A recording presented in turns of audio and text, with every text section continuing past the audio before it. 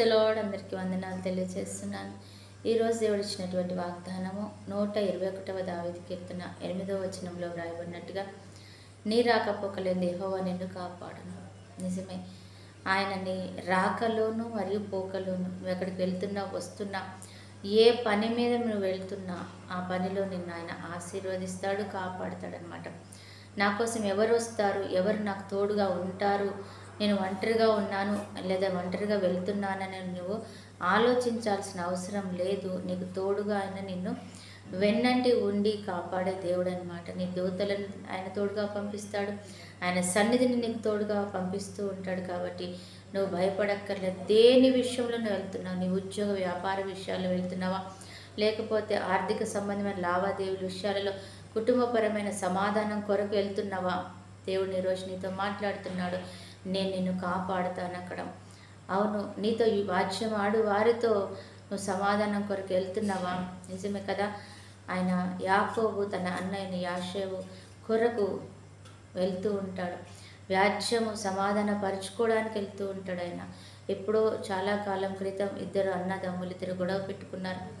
ఆస్తి పంపకాల వరకు తేడాలు వచ్చాయి. ఆశీర్వాదం విషయంలో అన్నని తమ్ముడు మోసం చేశాడు. అవును, కొన్ని సంవత్సరాలు అయిపోయినా వారి యొక్క పంతము ఆ రీతిగానే ఉంది. మరలా తిరిగి వారు ఎప్పుడు కలుసుకోలేదు. ఈరోజు ఆయన సమాధానం నిమిత్తమే వెళ్తున్నాడు. దేవుడు అంటున్నాడు, నువ్వు పలానా పని నిమిత్తం వెళ్తున్నావు, నేను నిన్ను కాపాడుతానని ఆయన మార్గ మధ్యంలోనే ఆయనతో దేవుడు చెప్తాడు. చెప్పిన రీతిగానే ఈరోజు నీతో కూడా దేవుడు చెప్తున్నాడు.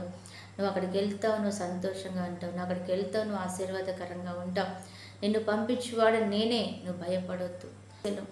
కుటుంబ సమస్యలతో, భర్తతో గొడవైన, భూ సంబంధమైన తగాదాలలో మీరు వెళ్తుండొచ్చు, కోర్టు కేసుల నిమిత్తం వెళ్తుండొచ్చు కదా. మనకి ఎంతగానో భయము, ఆందోళన ఉంటుంది. అనారోగ్య సమస్యల విషయంలో నువ్వు రిపోర్ట్స్ కోసం డాక్టర్ దగ్గరికి ఆయన యొక్క అనుమతితో, ఆయన యొక్క అంగీకారానికి, లేకపోతే ఆయన ఏం మాట చెప్తాడా అని మనము ఎదురు చూస్తూ వెళ్తుండొచ్చు కదా. దేవుడు అంటున్నాడు, నేను నిన్ను కాపాడుతాను, నేను నీకు తోడుగా ఉంటాను. నీ రాకపోకలు, నీ వెహికల్స్, నీ యొక్క ప్రయాణంలోనే కాదు, నీ ఏ పని నిమిత్తం వెళ్తున్నావో ఆ పనిలో నేను కాపాడుతాను, కనికరిస్తాను. పరిశుద్ధుడు అయిన దేవా, ప్రేమ కలిగిన తండ్రి, ఈరోజు నువ్వు మాతో మాట్లాడవు ప్రభా. నిజమే, ఎంతమంది తండ్రి ఈరోజు బలహీనులుగా ఉంటూ, తండ్రి ప్రవేశ వేదనతో ఉంటూ, దుఃఖంతో, అనారోగ్య సమస్యలతో, ఆర్థిక ఇబ్బందులతో ప్రభావిస్తయా, భయంకరమైన కుటుంబ కలహాలతో ఉన్నారు. వారందరి విషయంలో దేవుడు నేను కాపాడుతాను, నేను ఉంటాను, నీ వెంట నేను తోడుగా ఉంటానని వాగ్దానం చేశావు. కాబట్టి ప్రభా, ఆ విషయంలో వారి జీవితంలో, మా అందరి జీవితాల్లో మీరు మేలు దయచేసి గొప్ప కార్యం చేయమని బ్రతిమలాడుతున్నాం.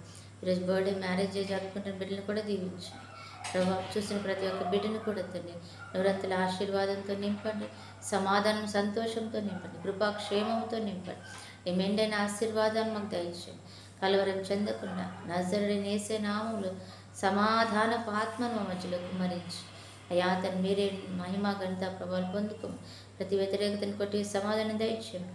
యేసు నామములో ప్రార్థిస్తున్నాం తండ్రి, ఆమేన్.